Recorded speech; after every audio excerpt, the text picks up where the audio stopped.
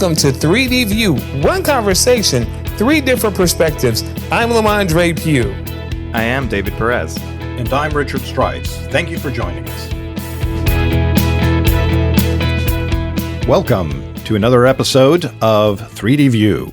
And today we are going to be discussing climate change and its effects across many different areas.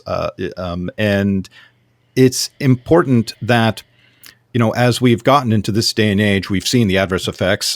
Just this last week, we saw in the Atlantic Ocean 5 different tropical storms that have evolved into, well, some of them evolved into full hurricanes, at the same time, which is something that, we have not seen for many, many, many decades. And so it's interesting to see how the patterns have shifted around the planet and what that means to us as the population of the planet, how that gets affected and how we affect and the things that we do could or could not be affecting what's going on. And so we'll get into it and talk about the many different areas of this. It's interesting that as a U.S. citizen, we certainly have many different arguments that tend to lean into the political sphere of being either extreme right or extreme left onto the views of this topic. But, to start out, I think it'd be great to hear an outside of the country viewpoint. And for that, David, why don't you let us know, what does from Costa Rica and Central America, what's the viewpoint about climate change? Well, Costa Rica specifically has taken a lot of action to become carbon neutral. Actually, by 2021, we're almost there, and we've been doing a lot of great things. Of course, not nearly enough to actually be carbon neutral. We're almost there because we have big protected areas of forests, not because we have actually changed our practices that much. But I think that in Latin America, the sentiment is the same. We know that we can do things and that those things can have an effect, but we also understand that it's not in our hands. Like, if China and the United States and Russia do not get in line with climate change, well, this is a global problem, and it's not really going to change anything if a country the size of Costa Rica actually does something, right?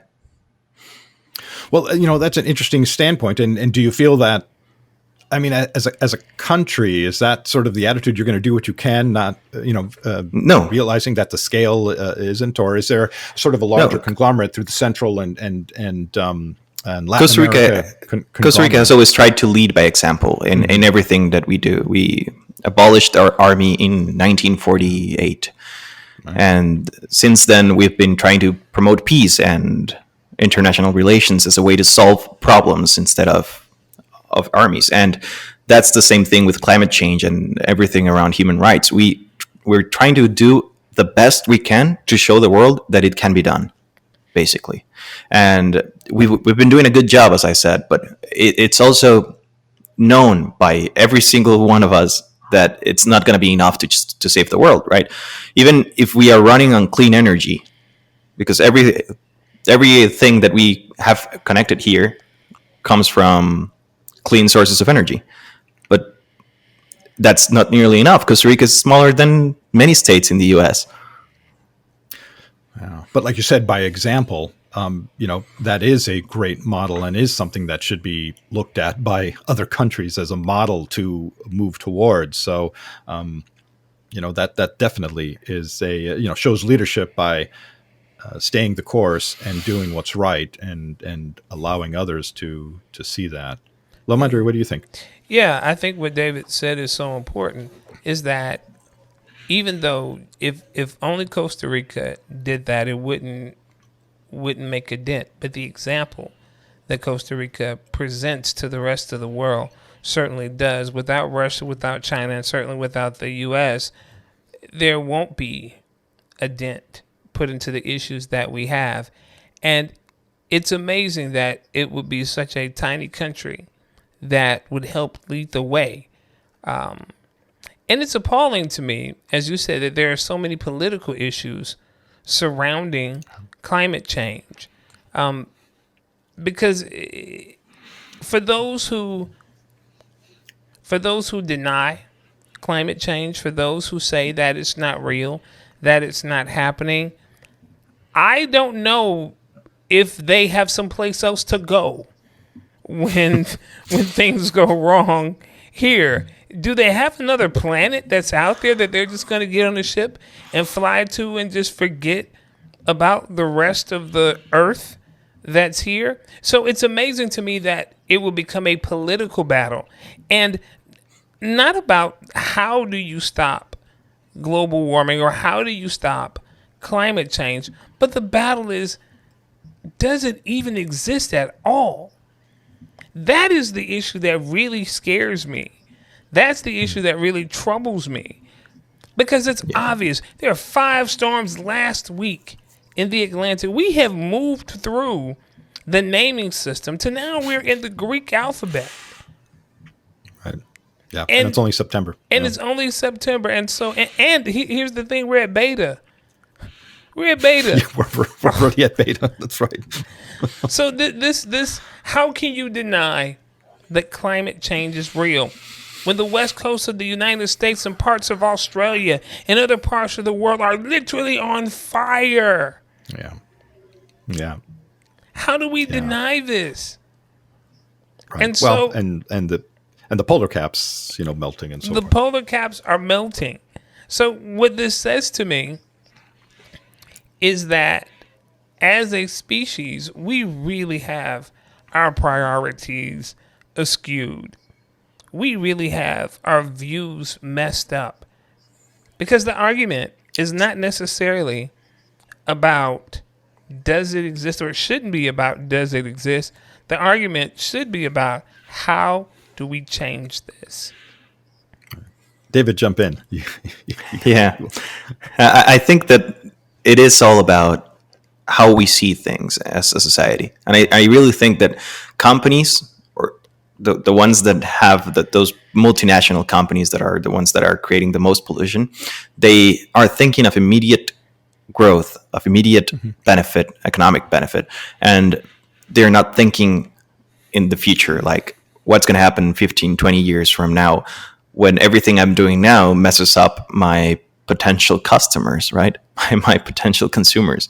Because if change doesn't happen right now, we know that the effects are going to be felt later. What we're experiencing now is not a direct response of what we did last year, right? It's been decades of inaction. And if we keep not acting, things are just going to get worse in the future. And that short-sighted mindset that companies have is what is basically defining the conversation and making it become something political. Because, of course, it's all about the money. If you're talking about politics, you're talking about money. Well, right. And the quarterly return system, right? I mean, and which is what corporations for decades have bought into, the idea that with investors and so forth, shareholders, you have to show quarterly return quarter after quarter. And I mean, ultimately, that's not a true sustainable system, especially when it comes to things that deal with natural resources. It just isn't. And what we've seen is the decay that the utilization of some of these resources have had, and its impact to our environment, whether that's chemical pollution in our rivers and streams and groundwaters, whether it's the greenhouse gases that have produced, that have torn our atmosphere, and that has increased the heat and so forth. I mean, these are all things that over time, since the Industrial Revolution, we've accumulated to get us to this point. What's shocking is that the absolute denial, and it doesn't matter how you believe it's happening, to deny that it's happening at all is something that is really unbelievable. Because when you look at it's not rocket science. I mean, all you have to do is look at a time lapse across the past 10 years of the polar ice caps of Greenland, for example. and see how it's diminished in size. That's not by accident. It's there's reasons for this. The scientific readings of temperatures that have increased. These aren't deniable facts. They just are, and so it's a responsibility that we have as global citizens. Forget about countries, forget about political parties, governance. It doesn't matter. I mean, as stewards of the planet for future generations, we've got to collectively put our heads together to come up with a situation that at least puts the brakes onto where we're heading. Right. And I think you said something important there. You said it's not rocket science. It's not rocket science, but it is science. But it is science, We need to believe what we're seeing in terms of science. Yes. We need to rely on the matrix and measurements that are actually saying, hey, no, this is really different than what it was before. And we cannot rely on the goodwill of corporations and honestly even governments to do the right thing in terms of protecting the planet. And it should not be about politics. It shouldn't be about countries. It should be about our survival and the survival of the other species that inhabit this planet. Mm-hmm. Bottom line. But we are so far. We are so far from that right now at this very moment. And the conversation is not new. It's not something that we started talking about this year. It's been around for a while, and people have been trying to raise awareness for a long while. And the fact that it's still such a problem to make people understand that their actions can make a difference, because actions define reality. And even if my carbon footprint is not going to make a dent, again, it's the example. Right. And it's the collective, right? Exactly. It's the collective. It's the aggregate. Every single one of us did something, things would change. Yeah. But when it becomes a question of if it is real or not, it's mind-boggling. It's hard to discuss, and it's really hard to digest as a human being. Well, the fact that people are actually making that argument and are legitimately arguing that fact, I believe, and it's something we already talked about, I believe because there is an immediate benefit for them to make that argument, even though they know that argument is not real.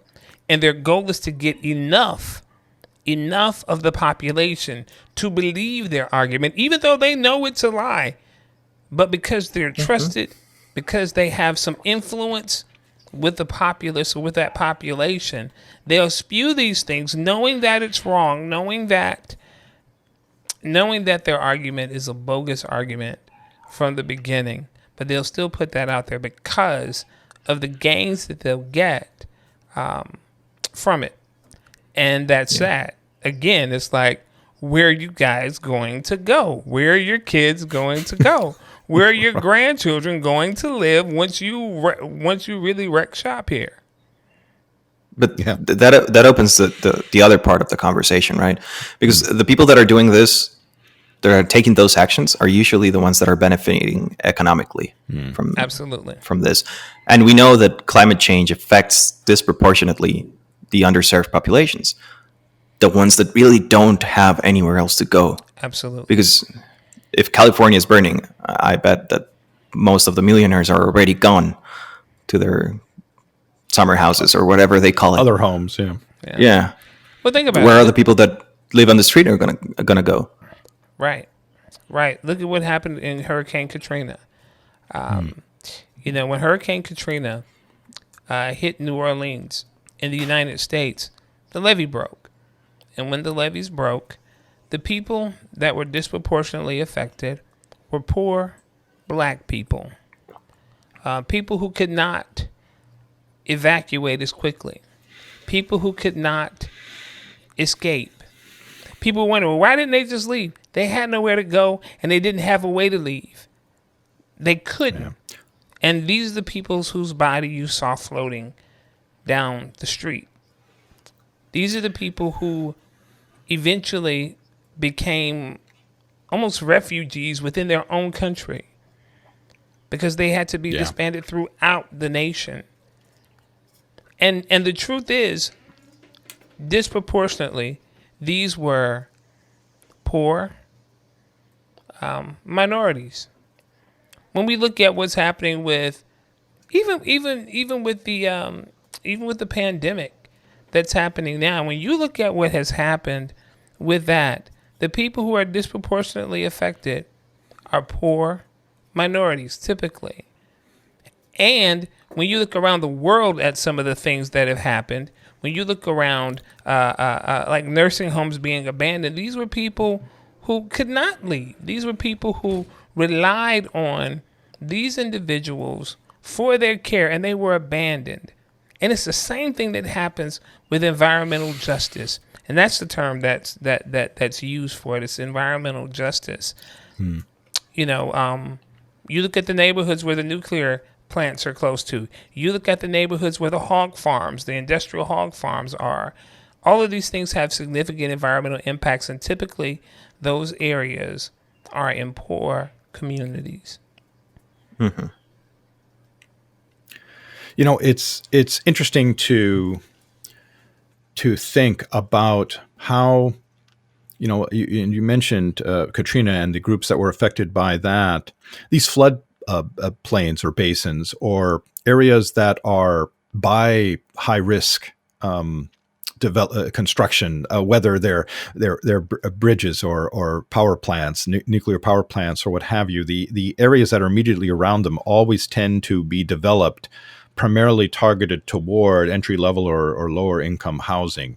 You know, you never see large mansions built by levees or by nuclear power plants or so forth. You know, you usually see this. You know, I grew up in Southern California, and there was the San Fernando Valley area, Sepulveda, has a basin, a large. And it was designed as a flood basin specifically engineered by the Army Corps of Engineers as the 100-year flood basin.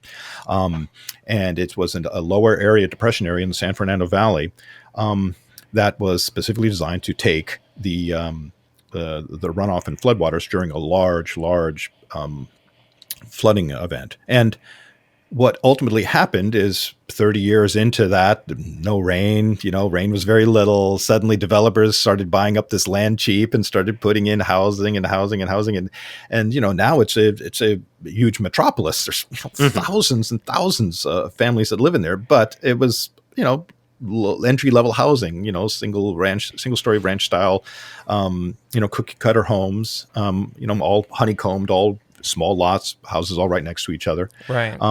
And that's where they live. And of course, there's been some significant flooding over the years that have happened. And guess which area, oddly enough, and everyone acts surprised. It's like, oh, all this flooding. It's like, well, you built in a flood basin. You live in a flood basin. And we see that, that was just an example that I know because I grew up in that area. But I mean, those examples exist all across the country, and Lamondre, like what happened with Katrina right there by the housing developments that are right by the levee, these is just repeated over and over and over again. And we set this up as a society, and again, driven by the financial increase and financial gain of whatever company, organization, political leader, fill in the blank for whoever you want. But this is just more of that. And going on sort of our next topic about this is the legacy that we're passing on to the future, to our future generations. And are we being good stewards? Are we being fair to our youths of what we're ultimately handing off to them? And what can we do to be better about that? And there's no question, as we've seen, the youths who are, very literate, very, very politically aware. And a lot of that has to do because of social media and their interaction with other peer groups around the world, not only just in their own regions. We see this sort of larger movement about their involvement and being actively vocal about that. And so I find that very interesting. And also, I think that's what should happen. in the natural progression of things. What are your thoughts on that? Well, I think you're right. I think it's sad, but it's also inspiring that the youth are standing up. It's sad because they shouldn't have to. Yeah. We should have been better stewards of the planet and thought about what are we passing down? What are we handing off? And what's funny about it is I don't think it ever was really thought about like that in No. terms of in terms of generations taking responsibility. Because here's the thing: I'm 47 years old, and I remember hearing about climate change and how the polar caps were melting when I was a child. When I was a child, so damn near 50 years ago, we were talking about this, and this was being said to me, but no one was doing anything about it. But the predictions that they were giving was it was going to be 100 years after I was gone that if we didn't change something, something would happen. But no, it's happening now. Yeah. It's happening now. We're seeing this, and so. But the inspiring part is when you hear advocates like Greta Thunberg. Did I pronounce her last name right? When I think so. when you hear her and you see the passion, you see the urgency, you see the anger that she presents with, it really puts us in check. But then of course, you also have when you have adults in the room, like the president of the United States saying that she needs to get some friends and go out to a movie because she's too uptight. Nah, she's uptight because we are literally not only leaving a world that will be inhabitable for that generation, we're doing it now with a smile. We're doing it now, kicking up our heels and running all the way to the bank. Yeah. So Yeah. it's encouraging to see. It's encouraging to see youth stand up and make a difference. And one nice thing about that is that I really do think that the newer generations, the younger generations, are more in line with that thought. Not everyone's a Greta, right? Not everyone is going to leave their lives to fight for climate change, but I do think that they can create change in their own way in the organizations that they are going to work in, and the fact that organizations are already shifting to younger leaders is also going to have a great effect in climate change, I think, and that's positive. That's also something to look forward to, right? The fact that younger people are being put in places where they can actually make a difference, because of course it didn't happen, and it was not going to happen because it's a mindset thing. It's a mindset change. And as Lamondre said, they were told it was going to happen in about 100 years. Younger generations were told it's going to happen now if you don't do something.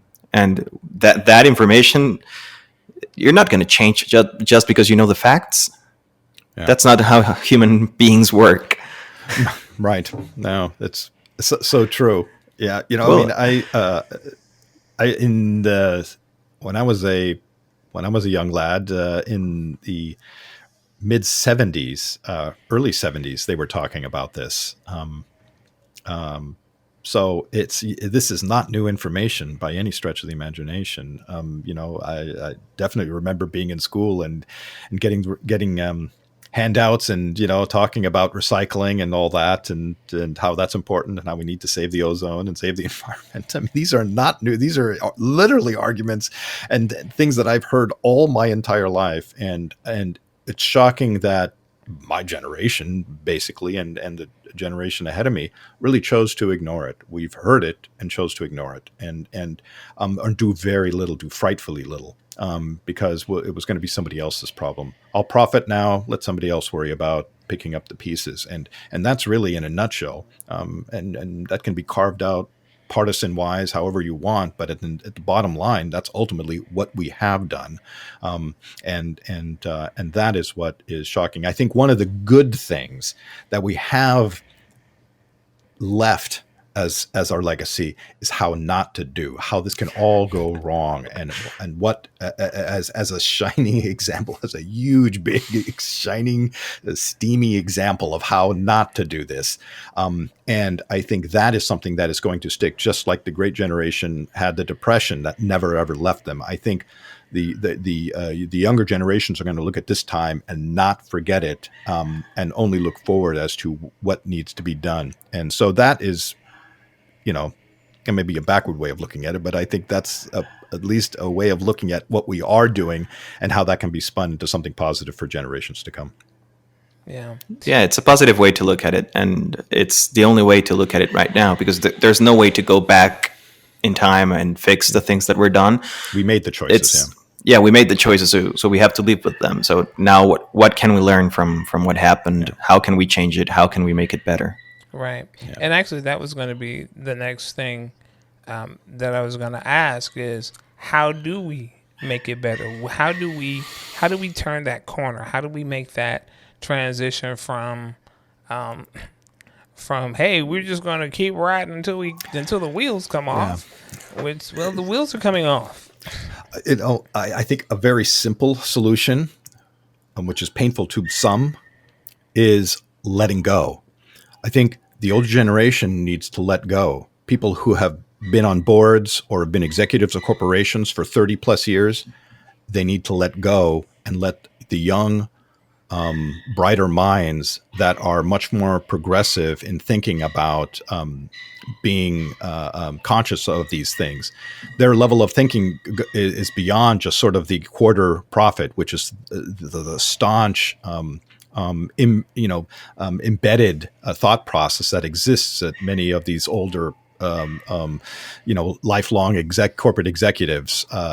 By letting go of their position and handing the baton off to the bright, and there are so bright. I mean, the youth, the younger generations are so more brighter and more exposed and well informed than any other previous young generation.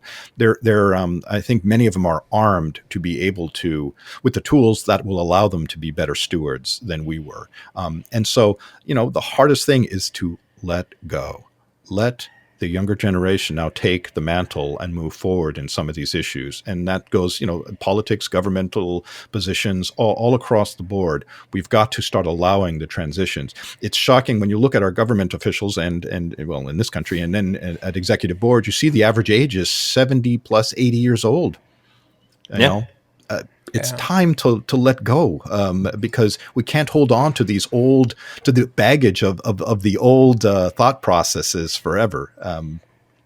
As a result, they're hindering the process of evolution and progress. Yeah. Mm-hmm. That's my 2 cents anyway. And I wonder, when did that happen? I wonder, when did people really wanted to just hold on forever to those kinds of things? Because I was just, as you were speaking, Richard, I started thinking about the major movements that have happened throughout time, and most of them were led by young people. And even when you look at some of the great companies that were built and some of the great organizations that were built, a lot of folks were, retiring at 60. They were letting go. They were passing it on, moving it all on. But it's a different time now. I know some people will argue, well, people are living longer now, so that means that their longevity is there, so they want to be active. Cool. But at some point, in order to be a good leader, it is about preparing the way for the leaders that come behind you. And it's about teaching them the ropes, but then also allowing them to expand and push it further than you could. That's a mark of good leadership. I think when that started happening is when we stopped having or bringing up apprentices and understudies, and you started seeing somewhere in the late 70s, early 80s, a shift in corporations where there was that whole line of individuals in company lines that stopped existing. And maybe greed was some of that. Well, I'm not going to bring somebody to replace me. I'm drunk on the power that I have as executive leader, blah, blah, blah, VP, whatever. and I can still do this. I'm still healthy. I'm living longer. I'll just keep pushing the age limits of my position to accommodate me, and I'm not going to let go. Because I'm afraid of somebody replacing me and then me becoming irrelevant. So I think greed had a lot to do with that. Yeah, well, it's greed, and I always turn to the economic side of things. Our economic model completely shifted into being leveraged. So if you don't have a job, you don't have money to pay the bills. Mm-hmm. That's just how it works. Mm-hmm. People don't have money for retirement. Most people across the board. So they need to work. And if you need to work, you need to not be replaced, as Richard was saying. Yeah. So it's greed and it's fear. Yeah, right. Well, yeah, fear. Yeah, fear is definitely a big part of that. Interestingly enough, most of the woes that we experience are based in some type of fear. Whether it's because I don't understand, I fear that you may take something from me, as in the being replaced, or fear of lack of significance. Like, most of the time when you meet someone, once they tell you their name, the next thing that they'll tell you about themselves is what they do for a living. So mm-hmm. our identities and who and what we are tied up into that. And it's so interesting how those things have that ripple effect of creating environments that's not sustainable for anyone. That, because I'm afraid or because I want to hold on to this vocation, because I want to hold on to this status, because I want to hold on to whatever, I am willing to sacrifice your future for my gain right now. And it's so ironic. It's so ironic because even as we started talking about this whole COVID-19 thing, I remember just a few short months ago when they were talking about reopening the country, the U.S. that is, and talking about jumpstarting the economy, very prominent senator said, there are more important things than living. And he was talking about right now. And so you believe that there's more important things than your life. I mean, they would literally say, well, I'll die for my grandchildren to have a chance in terms of the economic side of it. Well, if there's no freaking planet, there won't be an economy. Right. And but so it's so ironic and I believe hypocritical to have that stance. But I think you're right. That's a really interesting perspective. One of the things that I just sort of sitting here as we're talking is the unsustainability aspect, right? So as you don't allow the youth to come in with the newer, fresher ideas and so forth, you create an unsustainable business model. Well, this is exactly the same as in nature, right? The laws of nature don't change just because you're dealing in a business world or what have you, right? Without the replenishing of the newer, fresher growth and so forth, you don't have progress, you don't have evolution, you don't have development, you don't have healthy development.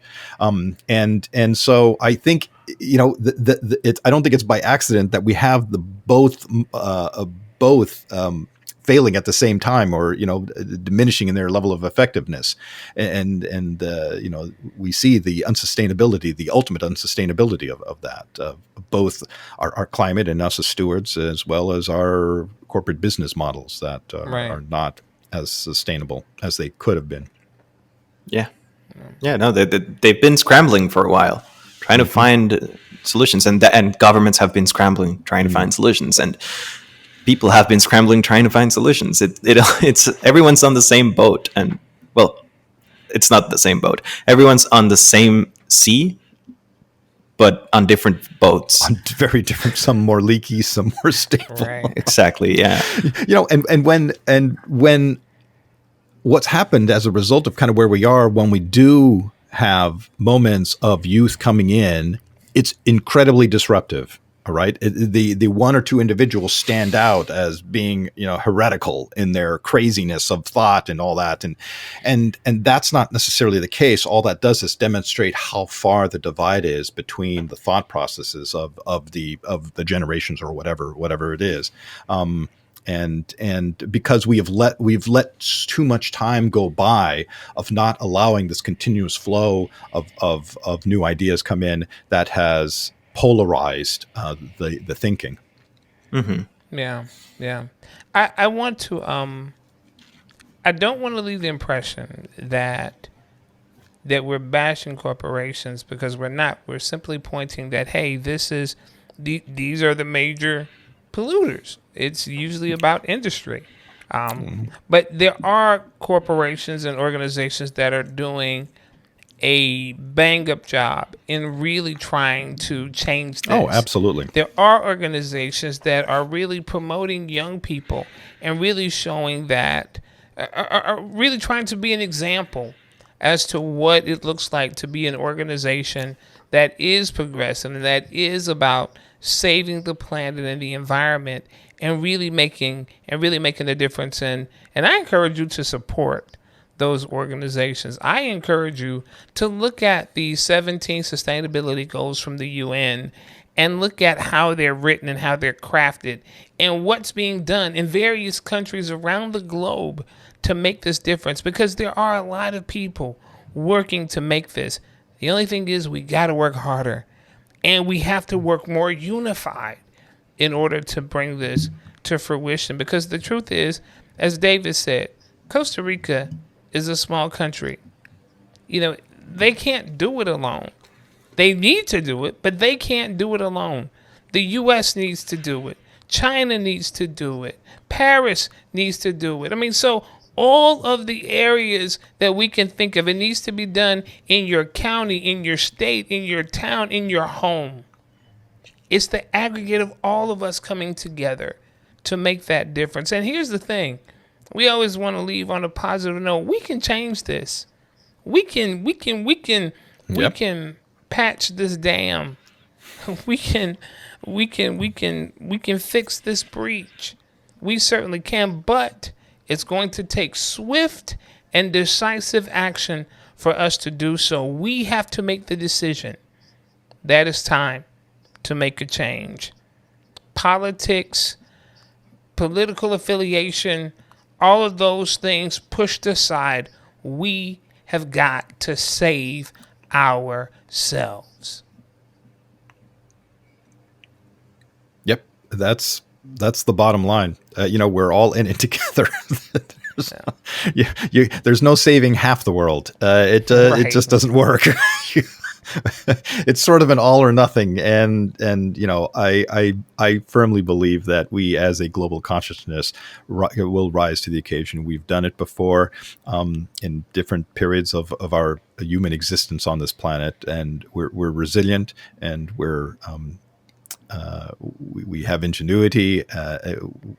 We can be clever as a consciousness as a species, and so I think we will rise to that and support, like Amandra said, absolutely support the leaders and champions that are across multiple industries, governments that are across many different countries that are doing the right thing. It's those models that are worth, like Costa Rica, those models are worth looking and investigating. How are they able to achieve a zero footprint, in 2021?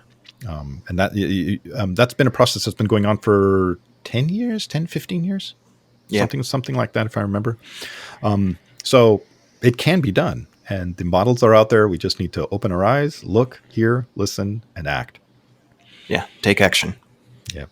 I believe in us. Absolutely.